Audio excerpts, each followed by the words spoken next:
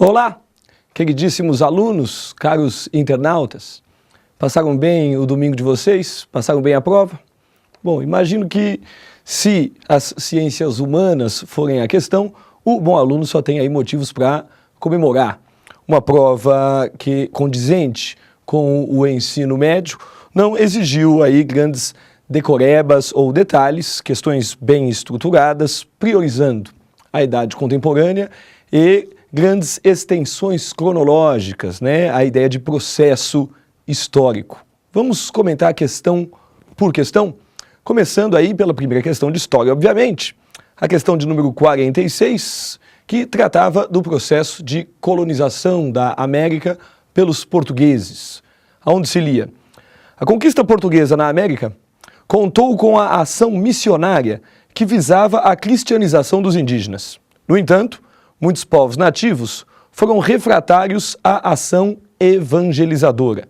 Neste caso, pois bem, como o bom aluno bem sabe, uma vez que o indígena se mostra refratário ao processo de cristianização, ou seja, uma vez que ele não se encaixa nos padrões culturais impostos pelos portugueses ao continente, este há de ser tratado como um inimigo da fé cristã, um inimigo da coroa, e contra este inimigo pratica-se a guerra justa. Justa porque justificada pela igreja, justificada pela fé cristã, ou seja, contra o pagão, contra o infiel, pode ser praticada, inclusive, lembrando, com o objetivo de escravização, com o objetivo de encaixar este indígena na estrutura econômica colonial através do trabalho compulsório. A alternativa correta, a alternativa C. Os conquistadores praticavam a guerra justa e escravizavam os indígenas que se mostravam hostis e dificultavam a catequese.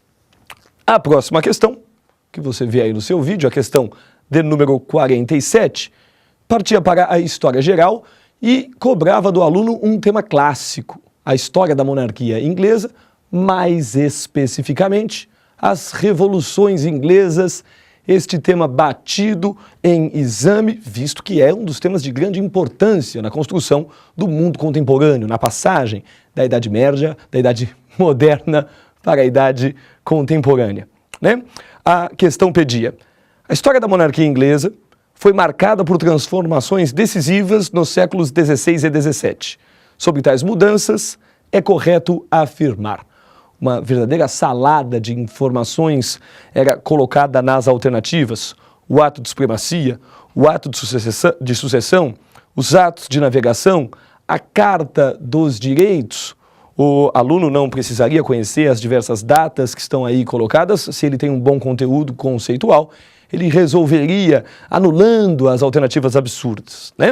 A alternativa correta, a alternativa D, onde se lê: a monarquia inglesa foi abolida em 1649, durante a Revolução liderada por Oliver Cromwell, e foi restaurada em 1660. O aluno que lembra do que foram as revoluções inglesas, sabe que após a Revolução Puritana, justamente liderada por Oliver Cromwell, a Inglaterra passa por seu curto intervalo republicano, a chamada República Puritana, também conhecida como a ditadura de Oliver Cromwell. O aluno também sabe que esta Revolução Puritana é apenas a primeira das revoluções do século XVII. Temos, após a queda da República Puritana, a restauração Stuart, a volta da monarquia absolutista ao poder e, posteriormente, por fim, a Revolução Gloriosa. Assim sendo, apesar da grande quantidade de informações, datas e etc., o que se exigia era o conhecimento a respeito deste importante momento que é a Revolução ou as revoluções na Inglaterra. A questão de número 48, que você acompanha aí ao fundo, exigia do aluno um conhecimento bastante amplo a respeito da história do Brasil independente e da relação entre os poderes e a sociedade desse Brasil independente. O texto que estava aí para ajudar, O Fardo dos Bacharéis, de Alencastro, dizia: desde a independência, as instituições colegiadas e as assembleias, tanto a Assembleia Nacional como as câmaras municipais, configuram-se como lugares privilegiados de conciliação entre as diferentes oligarquias regionais. Então, a primeira ideia do texto, o caráter elitista da estrutura política brasileira, o caráter oligárquico de nossas instituições representativas. No decorrer de quase 2 séculos de história nacional, passando por todas as ditaduras e pelos diversos regimes constitucionais, pelas guerras e pelas insurreições, o país não conheceu mais do que uma quinzena de anos de interrupção das atividades parlamentares. A segunda ideia do texto está aí.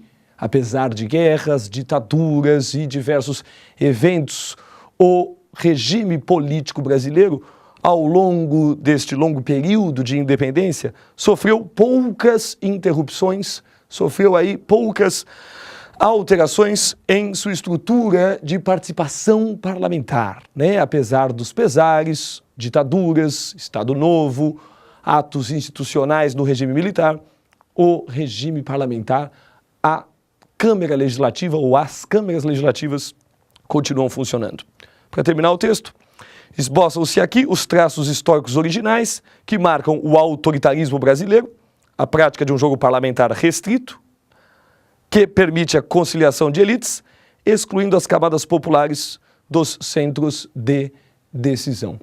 Dentre as alternativas, onde o aluno precisaria conhecer a ditadura militar, o Estado Novo, o período regencial e, portanto, aí quase que toda a história do Brasil independente, a correta alternativa B. Sob o regime republicano, o maior período de interrupção das atividades parlamentares ocorreu durante o Estado Novo, sistema político dirigido por Getúlio Vargas entre 1937 e 1945.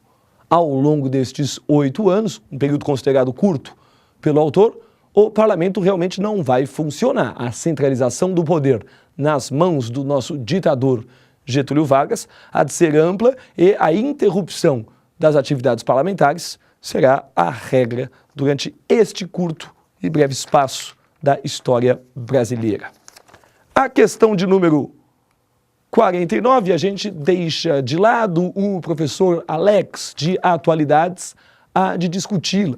A prova da Getúlio Vargas, mais uma vez, mistura um pouco temas de atualidade, história e literatura, preocupada inclusive com a questão da interdisciplinaridade. O aluno que acompanhou a resolução das questões de literatura viu que na questão de 28, quase que para compensar a ausência de uma questão de história mais tradicional, ao invés de literatura, o que foi cobrado foi, antes de mais nada, conhecimento histórico do aluno, né? O Ateneu, como, antes de mais nada, também uma crítica ao que é a política do Segundo Império.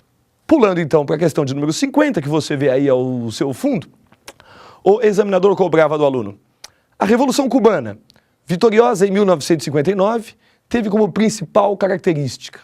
Essa aí, uma questão bacana e não muito difícil para o aluno que lembra alguma coisa sobre Cuba, né? Pensou em Cuba, pensou em Fidel Castro, Che Guevara, lideranças guerrilheiras que, a partir da Sierra Maestra, criando nesta localidade um foco guerrilheiro, vão se esforçar para desmoralizar e desestabilizar a ditadura de Fulgêncio Batista, ditador alinhado aos Estados Unidos, né? Temos aí, então, a Revolução Cubana como um caso clássico de revolução feita a partir da ação guerrilheira, a partir do foquismo guerrilheiro, ou seja, a partir da ação de um pequeno grupo armado na desestabilização do regime.